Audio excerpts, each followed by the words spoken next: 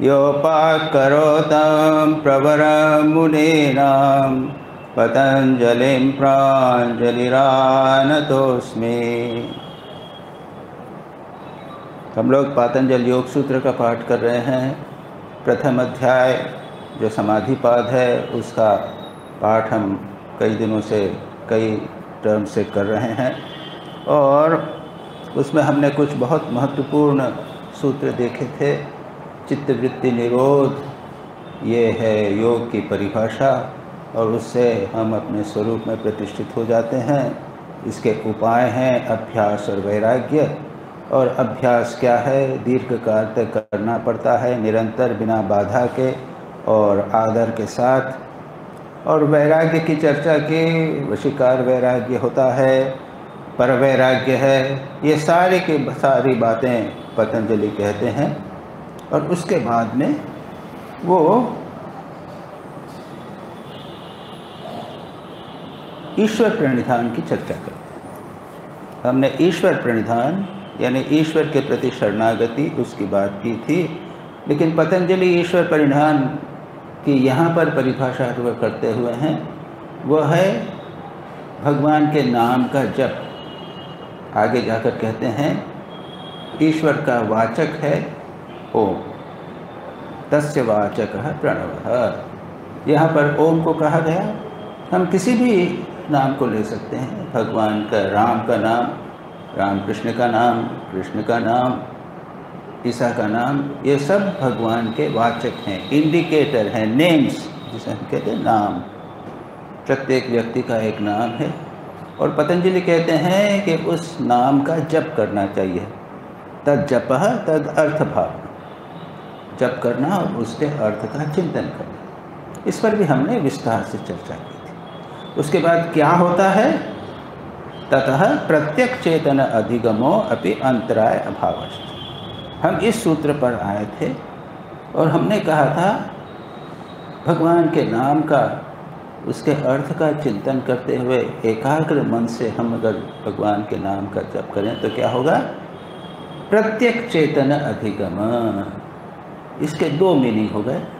एक तो है प्रत्यक्ष चेतन यानी हमारे भीतर जो प्रत्यक्ष यानी भीतर, पराग यानी बहिर्मुखी बाहर, प्रत्येक हमारे भीतर जो चैतन्य है, परमात्मा है, आत्मा है, अधिगम उसकी प्राप्ति होती है। भगवान के नाम के जप करने से उसकी प्राप्ति होती है। और दूसरा अर्थ है प्रत्येक चेतन का अर्थ हुआ अंतर्मुखी वृत्ति। हमारा मन बहिर्मुखी है, हम बाहर भाग रहे हैं, मन जा रहा है, वह वृत्ति अंतर्मुखी होती है। और इस पर भी हमने कुछ थोड़ा सा विचार किया था। बहुत महत्वपूर्ण चीज़ है। एकाग्र मन से अगर भगवान का नाम करें तो हम अंतर्मुखी हो जाएंगे।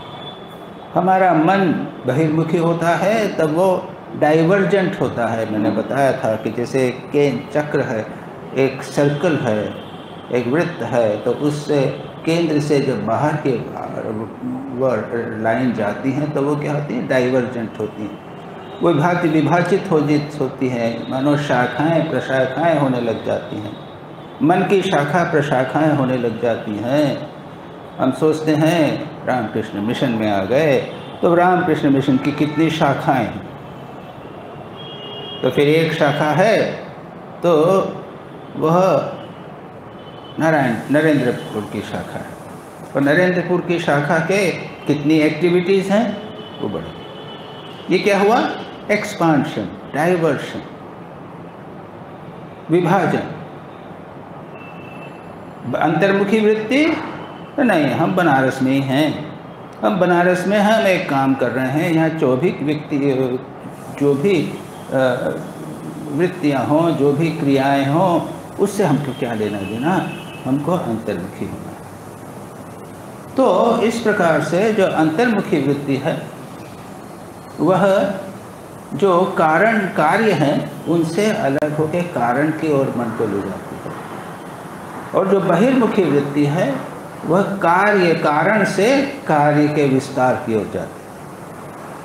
तो बहुत महत्वपूर्ण एक उपलब्धि कह सकते हैं, या आध्यात्मिक जीवन का एक बहुत महत्वपूर्ण लक्षण है अंतर्मुखी वृत्ति, एकाग्र मन से भगवान का नाम करने से होती है। उसके बाद यहाँ तक हमने विचार किया था। उसके बाद पतंजलि एक और महत्वपूर्ण बात इसमें जोड़ देते हैं, तज्जपः तदर्थ भावनम।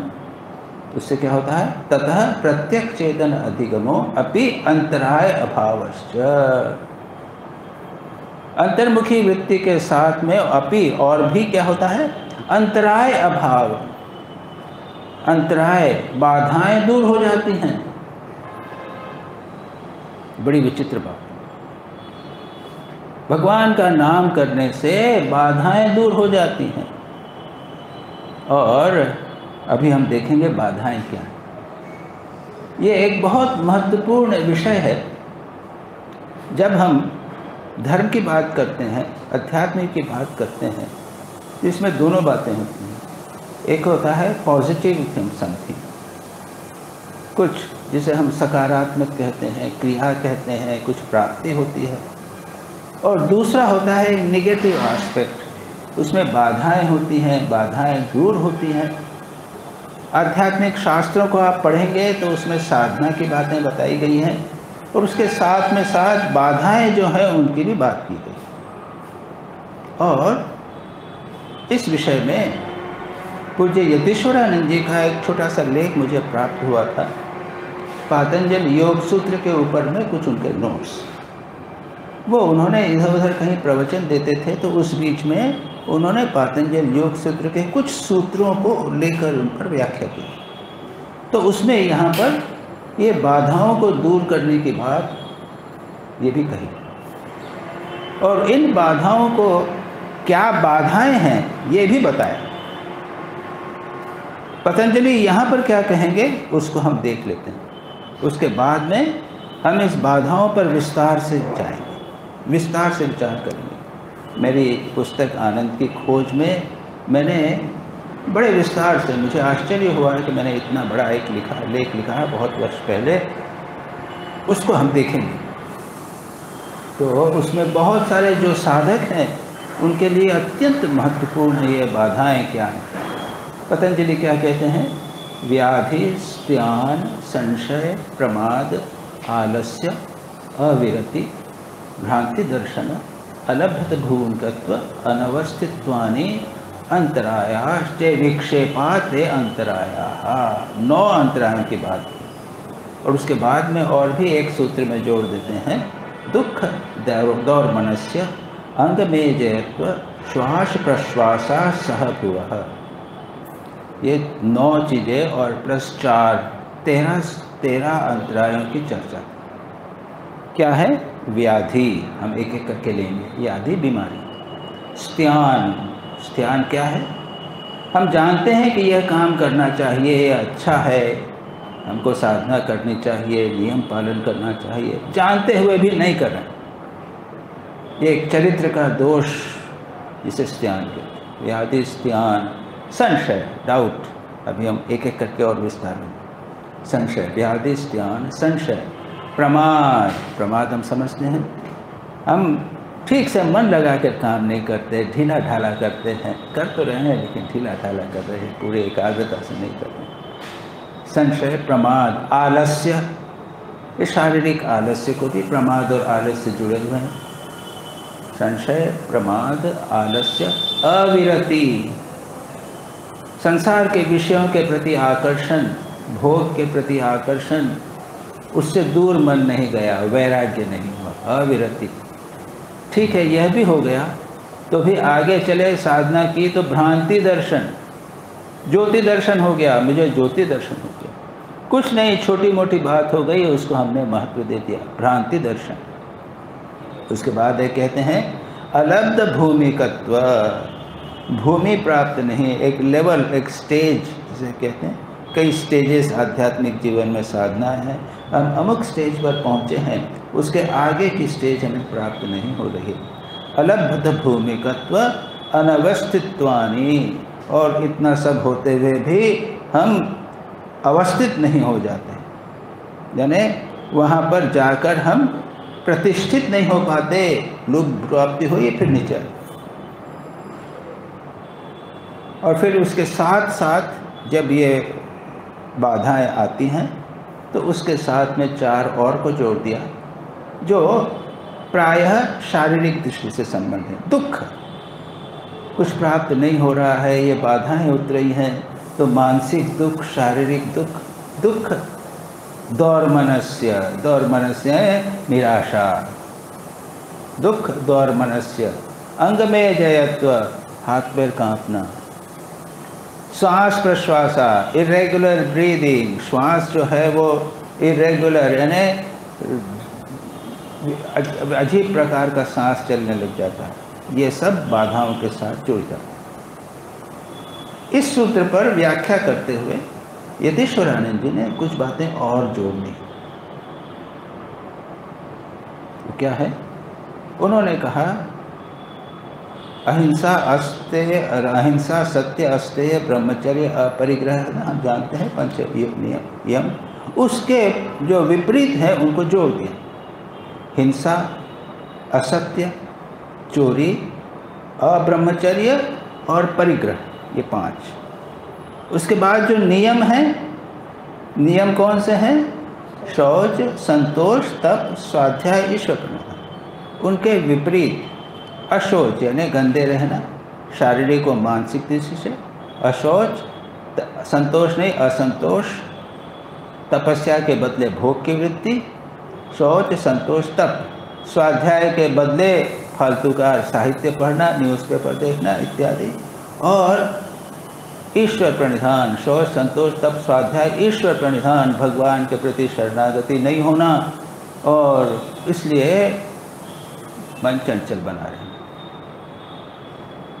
और जब हम पतंजलि योग सूत्र को देखते हैं तो पतंजलि भी इनको कहते हैं। ऐसा नहीं कि यतीश्वरानंद जी ने इन 5 या 10 के 10 अलग बना दिए, बाधा बन गए। पतंजलि स्वयं कहते हैं। यम नियम का अब विस्तार करने के बाद में पतंजलि कहते हैं वितर्क बाधने प्रतिपक्ष भाव।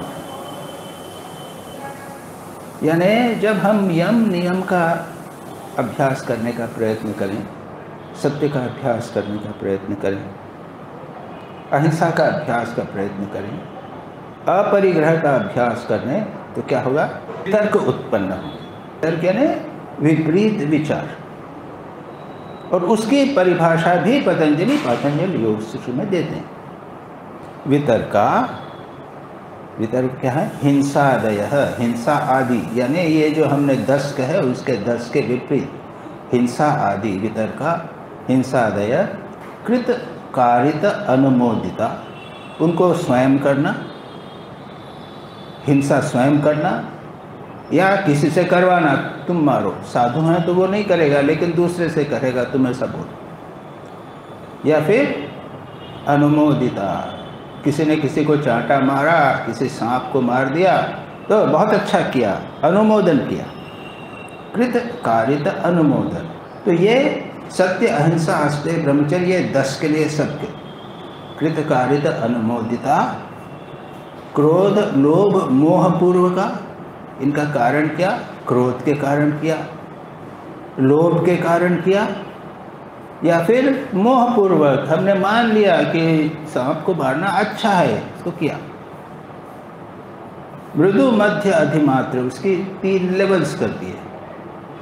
और एक और सूत्र है उसमें कहते हैं, उसके साथ में वो है मृदु, मध्य, अधिमूर्ता।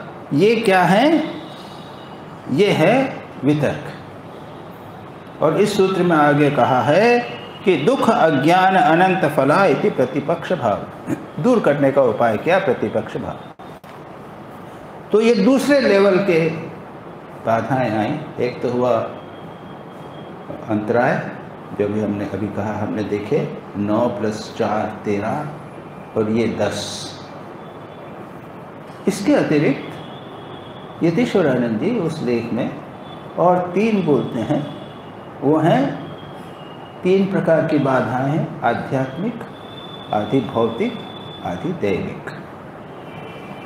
आधि दैविक, बहुत गर्मी पड़ रही है आजकल, ध्यान नहीं कर पाते।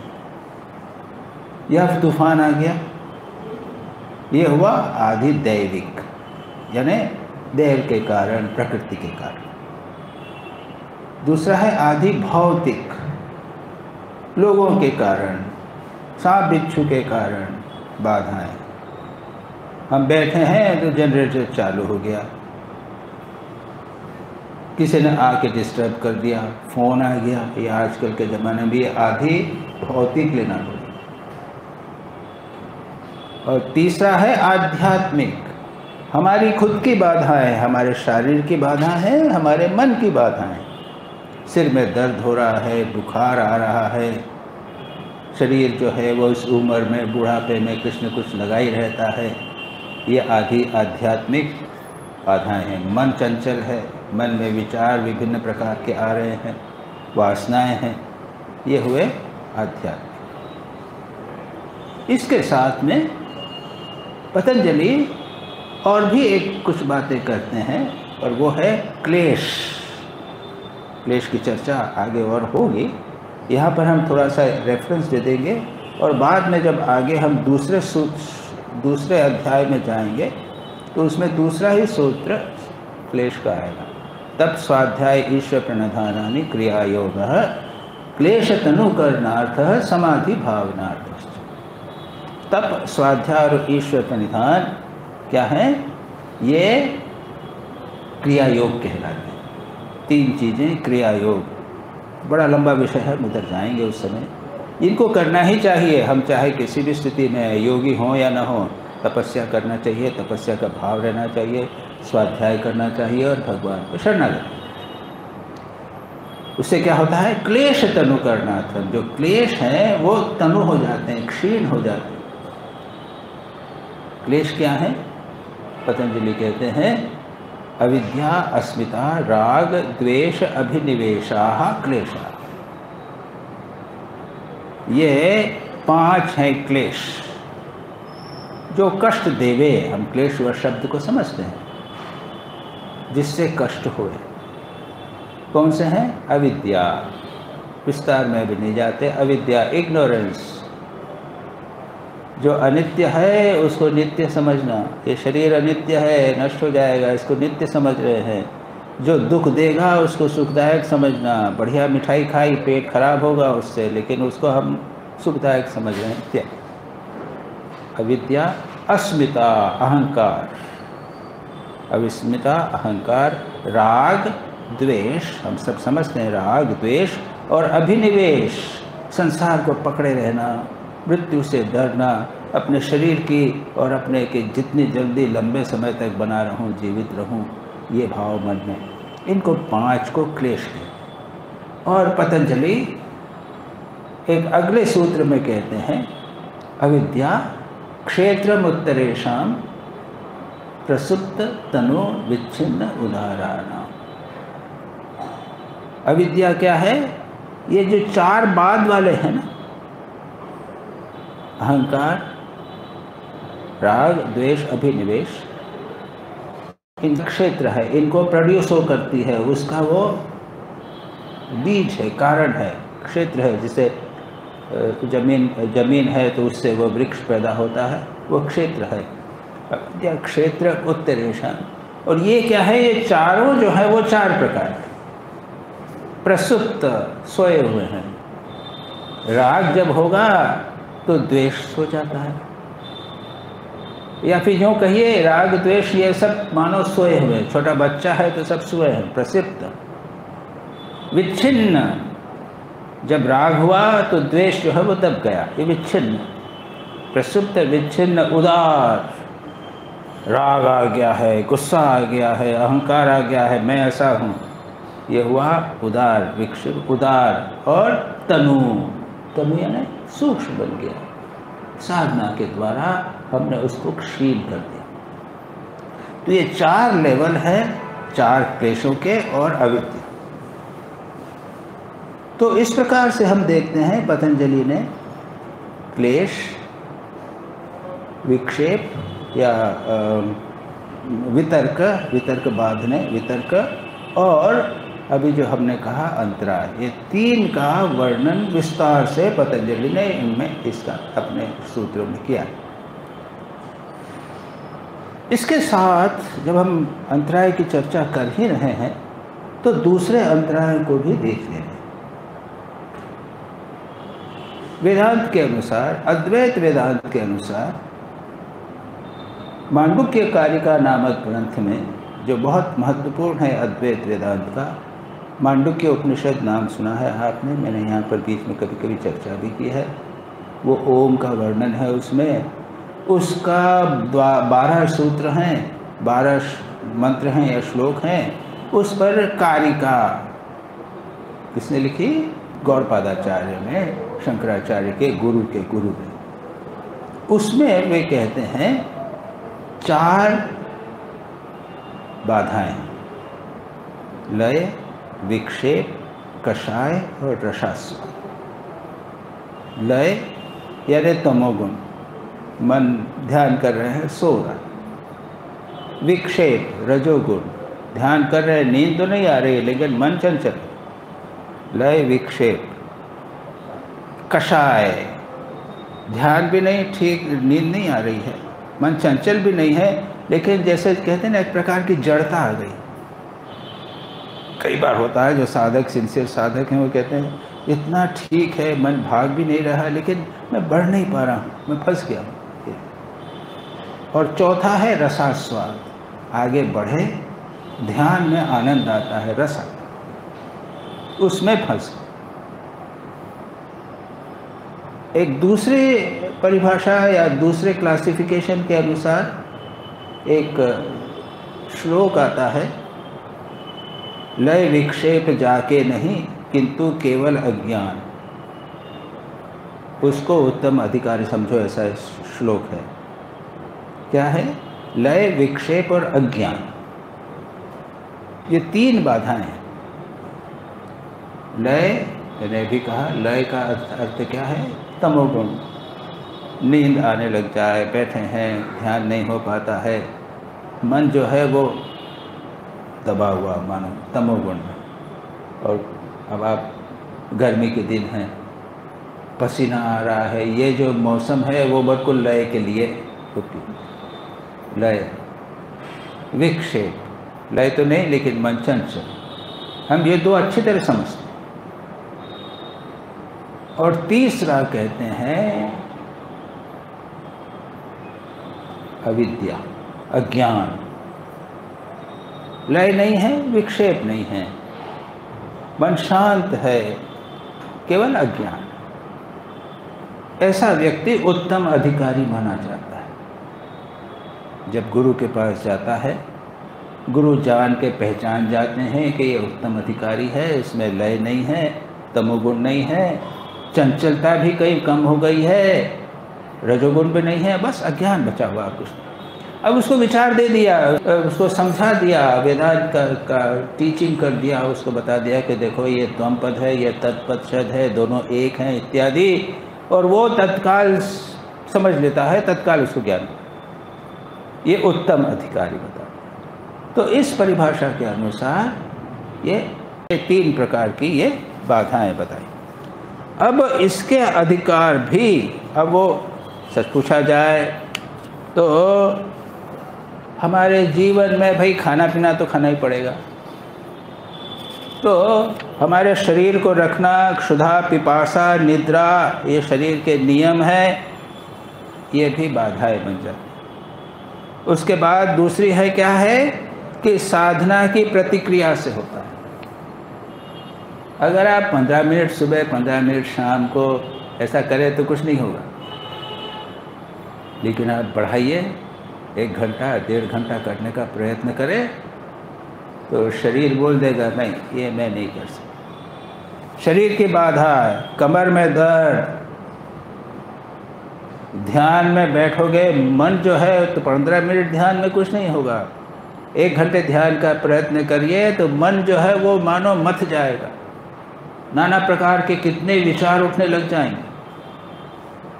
तो ये दूसरी बाधा होती है, ये साधना की प्रतिक्रिया के रूप में। शारीरिक बाधाएं हो जाती है, मानसिक हो जाती हैं, और कई बार मानसिक तनाव बढ़ जाता है, वही लोग कर छोड़ देते हैं। अधिकांश बहुत से लोग शुरू में जोर लगा के, मन लगा के, अच्छा लगा, प्रवचन अच्छा लगा, हम साधना करते हैं, कुछ दिन किया, फिर जो मन में रिएक्शंस होने लगे, मन की प्रतिक्रियाएं होंगी, तो छोड़ देते। अधिकांश 90% लोग जो हैं वो साधना को लंबे समय तक खींच नहीं पाते।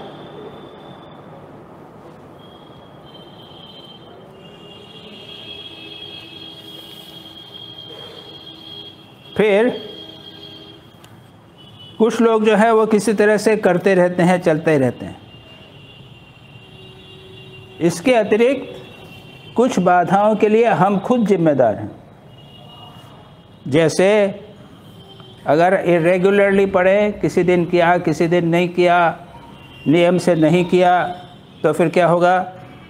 अवश्य आध्यात्मिक जीवन में कठिनाई होगी, कहीं ना कहीं समस्या हो जाएगी। बहुत अधिक खा लिया, भंडारा हुआ तो जम के खा लिया, तो उस दिन फिर दिन साधना गई। बहुत सा बातचीत किया, बकबक कर रहे हैं, अड्डा लगा रहे हैं, और आजकल तो फिर वो टीवी आ गया है, मोबाइल फ़ोन आ गया है, ये सब हमारे कारण पैदा बाधाएं हैं। दूसरी है, याद रखिए, अभी जैसा हमने कहा, यम नियम होना चाहिए। बिना यम नियम के अगर आप ध्यान जप करने लगे तो क्या होगा? मन एकाग्र होने पर क्या होगा? जो अपवित्र विचार हैं वो बढ़ जाएंगे। मैं कहता हूँ, और ये शास्त्रों में लिखा भी है कि रावण, बाणासुर, ये बहुत बड़े योगी थे, याद रखिए, मालूम है ना? लेकिन मन अपवित्र था, और उस योग के द्वारा इतनी इंटेंस एकाग्रता उनको प्राप्त हो गई, तीव्र एकाग्रता प्राप्त हुई, और इस एकाग्रता से जगत का उन्होंने अकल्याण किया। तो अपर्याप्त पवित्रता यदि होवे, मन अपवित्र हुए, तो उसका परिणाम कई प्रकार से बुरा हो सकता है। और इसीलिए योग तो सब जगह कुंडलिनी जागरण, आजकल योग योग चल ही रहा है, सब जगह है। आप नेट पर देख लीजिए, जो चाहो कितना योग है और कितनी क्लासेस होती हैं, ये होता है, सब है। कोई यम नियम की बात नहीं करता। आसन प्राणायाम कीजिए, ध्यान कीजिए, तो इसका परिणाम जो है, वो प्रतिक्रियाएं जो है अलग प्रकार की चीज। और ज्ञान योग में भी हमने कहा, ज्ञान में, योग में तो साधन चतुष्टय की बात है। शम दम उपरति तितिक्षा, श्रद्धा, समाधान, विवेक, वैराग्य, शरणागति, ये सारी की सारी बातें होनी चाहिए, तब आप योग के ज्ञान के अधिकारी होंगे। और नहीं तो हमने सुना बड़ी मज़ेदार बात, वो कहते हैं कि कोई आता है, शिष्य आया, देखा कि वो छोड़ नहीं रहा है, तो कहा भाई तुम्हें ऐसा करो ना, तुम्हें 4 धाम होया हो। और पहले ज़माने में तो पैदल करता, 4 धाम यानी वो बद्री केदार, गंगोत्री, यमुनोत्री, उधर घूम के। तो ये तो बड़ा अच्छा लगता है कि भाई तीर्थ हो रहा है, लेकिन गुरु क्या कह रहे हैं? अरे इसने अभी तो साधना के लिए साधन, उसकी साधन चतुष्टय तो है नहीं, मन उसका तैयार नहीं है, चंचल है, और वासनाएं भरी हुई है, वो क्या करेगा?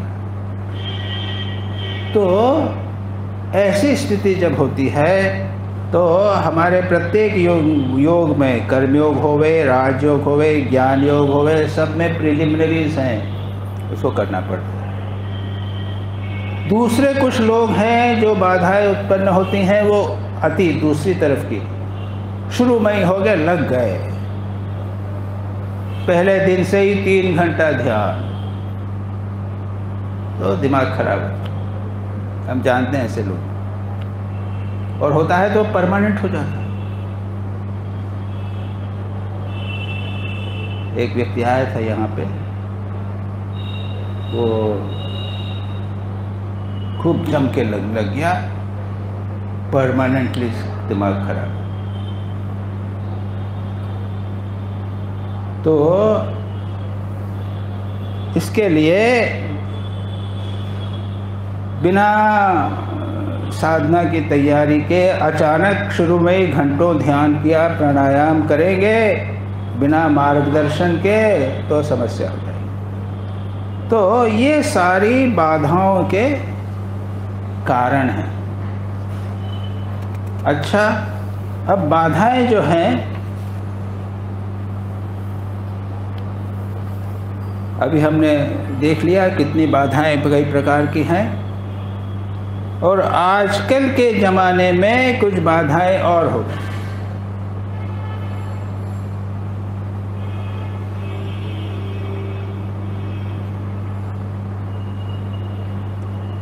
एकांतवास अगर न मिले ये बाधा। सब जगह ये जनरेटर चल गया, अब आवाज़ हो रही है। जहाँ कहीं भी जाओगे वहाँ पर शांति नहीं। हमारे कमरे के पीछे बहुत बड़ा जनरेटर, कहाँ जाओ? आधुनिक युग की बाधाएं ये हैं। सड़क पे आवाज़ होता रहता है, एकांत मिलना मुश्किल है। पहले हम चले जाते, कई बार गाज़ीपुर जाते थे, बड़ा एकांत था। पता नहीं अब क्या है, कई वर्षों से गए, वो भी समाप्त हो। धीरे धीरे सब जो है साधना के स्थान ये समाप्त हो रहे हैं। ये आधुनिक युग की बात है। उसके बाद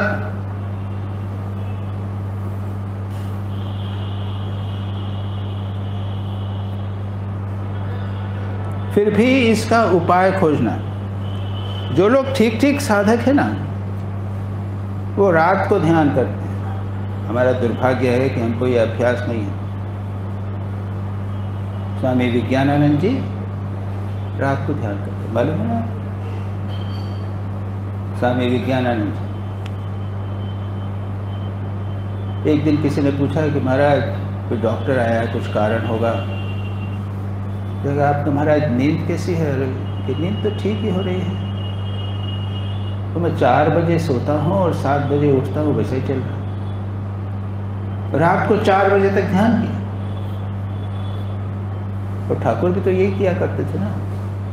तो युवक थे सब लोग, 18 बरस, 20 बरस, 22 बरस, सो रहे हैं। अरे उठ उठ, यहाँ सोने के लिए आए क्या? 12 बजे उठा दो। 12 बजे से 4 बजे तक ध्यान कर। वहां पर दक्षिणेश्वर जैसे स्थान पर, यहाँ की बात तो छोड़ दीजिए। रात को शांति नहीं, अगर किसी को संभव होवे तो यहाँ पर वो ध्यान कर सकता है। फिर हम पता लगा सकते हैं कि दिन के समय कौन सा समय ठीक, शांति होवे, एकांत होवे, काम वाम छूट गया, आधा घंटा 1 घंटा वो हम ध्यान करें। तीसरा, जब जनरेटर चालू हो जाता है तो मैं क्या करता हूँ?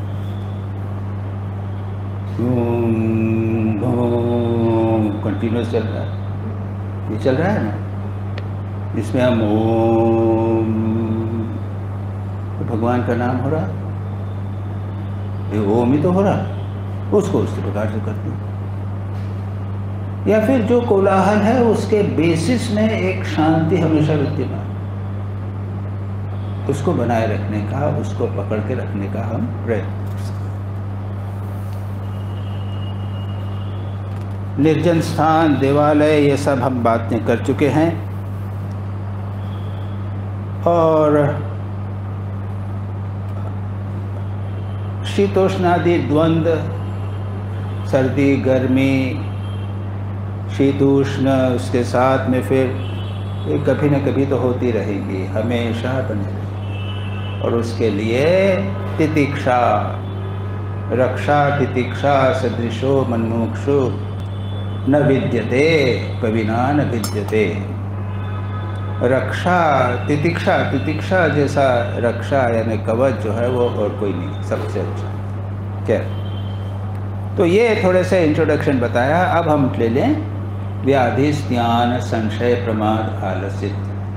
व्याधि, बीमारी, तो हम सब वृद्ध हो रहे हैं, कुछ न कुछ समस्या व्याधि बनी रहती। अब ये व्याधि भी दो प्रकार की है, एक है आधि और व्याधि।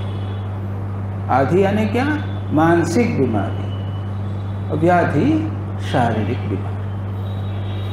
और ये दोनों कुछ लोगों को अधिक होती है, कुछ लोग जो हैं इन जनरल सामान्यतः स्वस्थ रहते हैं। ठाकुर के शिष्यों में एक योगानंद जी जो थे, वो थोड़े से बीमार रहते थे ना, तो ज़्यादा बीमार, लेकिन फिर भी ठाकुर ने साधना उनसे करवाई। अधिक दिन जीवित नहीं रहे।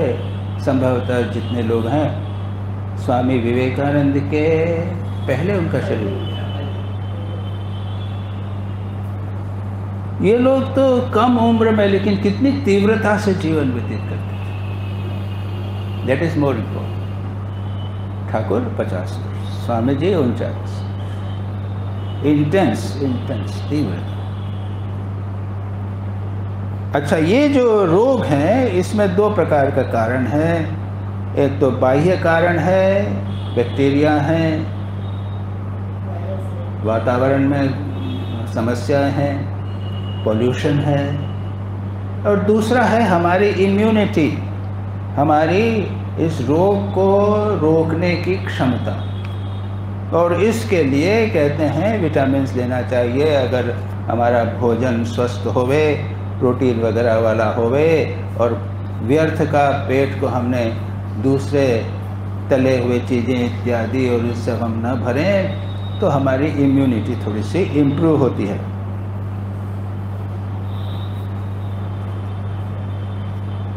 दूसरी बात यह है, शारीरिक व्याधि और आधि में संबंध है। कहते हैं ना, ए हेल्दी माइंड, नहीं क्या है, healthy mind in a healthy body. शरीर हमारा स्वस्थ होगा तो माइंड स्वस्थ होगा। और क्रिश्चियनिटी में इसको, बीमारी को पाप के साथ संबंध कर दिया गया। सिन। ईसा मसीह ने तो लोगों के पाप लिए थे अपने ऊपर, इसलिए उनको बीमारी हुई थी। ठाकुर ने पाप लिए गिरीश के इत्यादि के, उनकी बीमारी हुई। माँ शारदा, उनको स्पर्श करते थे लोग तो उनको पैरों में जलन होती थी।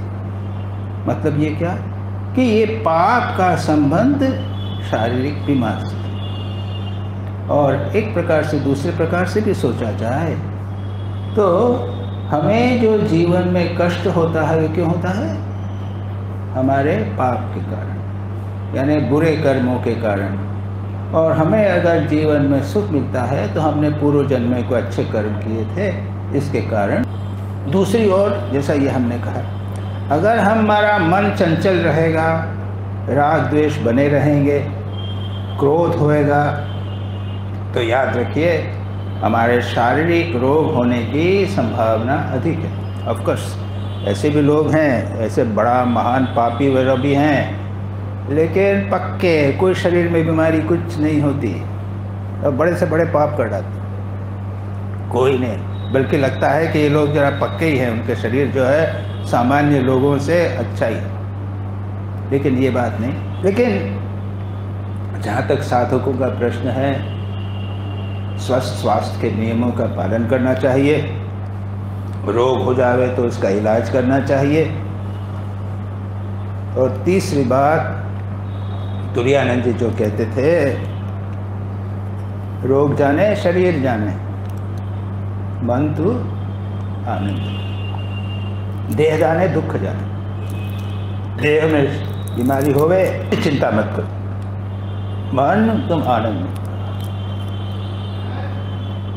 तुरानंद जी तो यहाँ पे रहे, उनको काफ़ी कष्ट होता था, लेकिन उसकी कोई चिंता नहीं।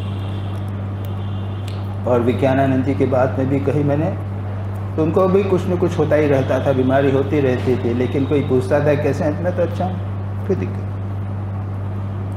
तो कभी न कभी किसी न किसी समय हमें ऐसी मानसिक स्थिति बनानी पड़ेगी कि हम इस शरीर के सुख दुख से अपने मन को ऊपर रख सकें।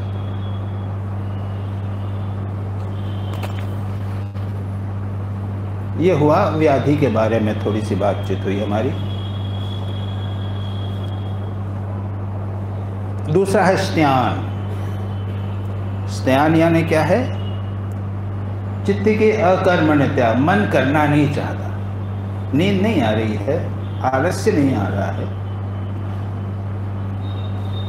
करना है, ध्यान करना है, जप करना है, ये अच्छा है। हम सारे शास्त्र पढ़ पढ़ के अच्छी चीज़ें समझ लिए हैं कि ये चीज़ें करना है, इस प्रकार से हमने जीवन व्यतीत करना है, तब भी नहीं करें। हम सभी को इस प्रकार का अनुभव है, इसको कहते हैं स्त्यान।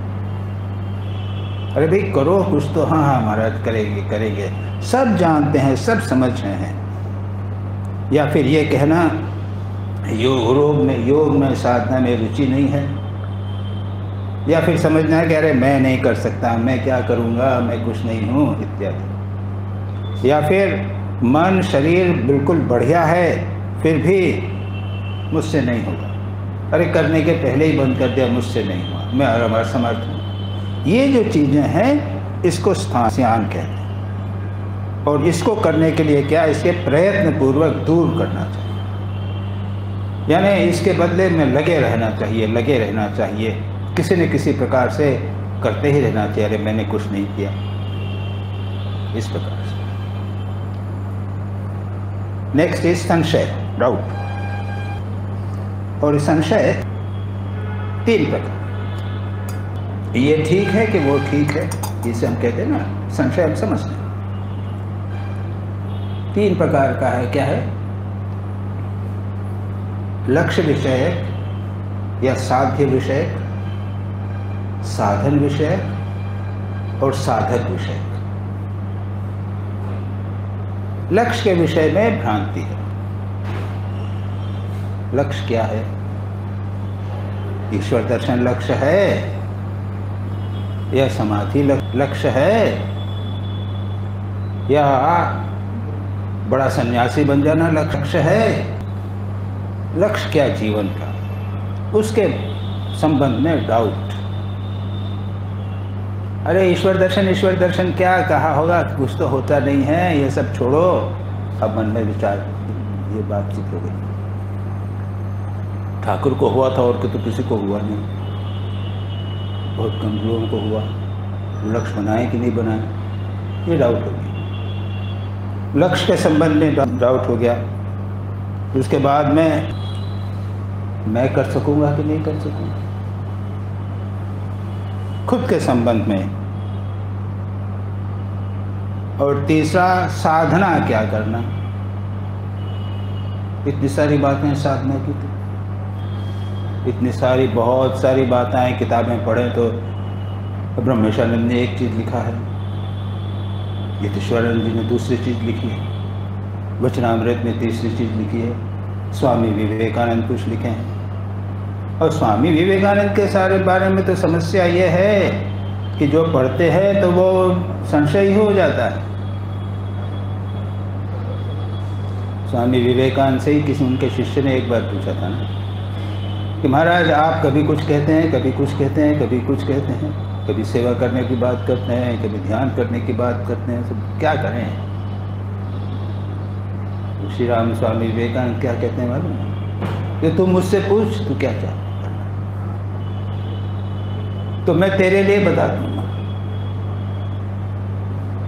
इसलिए हम लोग तो अब साधु हो गए हैं, सीनियर हो गए हैं, कभी कभी प्रश्न लोग पूछते हैं क्या करें, हम पहले कह देते हैं देखो भाई, जो गुरु ने कहा है, आपकी दीक्षा हो गई है, गुरु ने इंस्ट्रक्शन दिए, उसको ठीक से पकड़े रहो।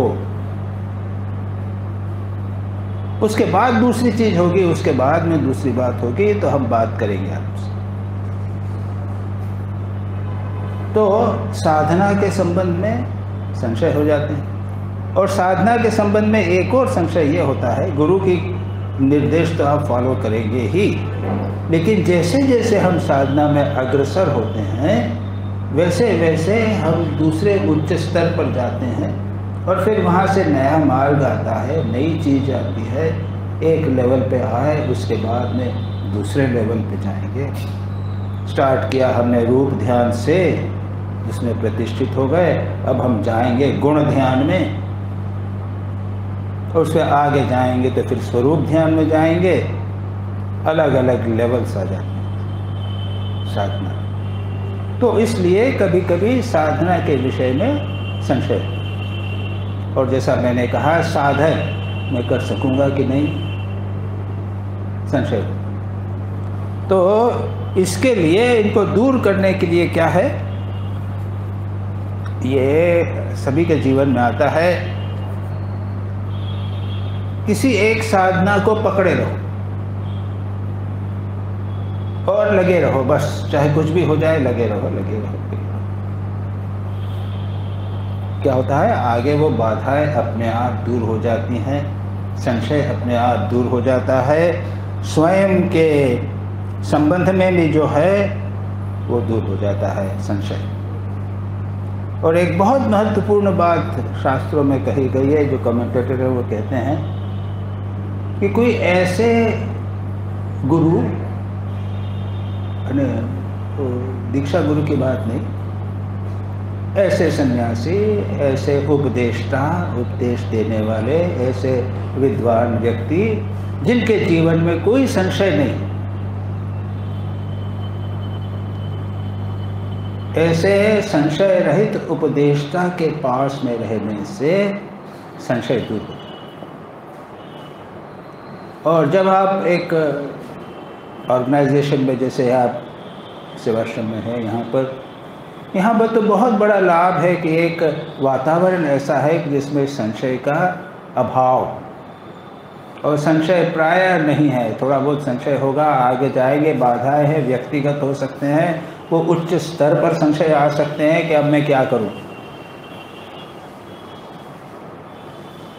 वस्तुतः कभी कभी हमारे मन में भी आता है, हम तो बूढ़े हो गए, कभी कभी लगता है अरे हमारे गुरुजी होते तो कितना अच्छा रहता। हमारे मन में ये प्रश्न उठना है। अब दीक्षा हुई थी 50 साल पहले, उसके बाद मैं 2-3 बार जाके उनसे प्रश्न किए थे, तो वो बचपन के प्रश्न थे, थोड़ी साधना के प्रश्न थे।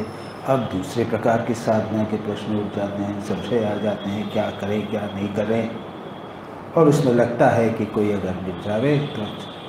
लेकिन यह भी देखा है कि अगर हम इस साधना को करते रहें, पकड़े रहें, आगे चलते रहें, तो ये संशय दूर हो जाते हैं, हमारा मार्ग जो है वह स्पष्ट हो जाता है, खुल जाता है।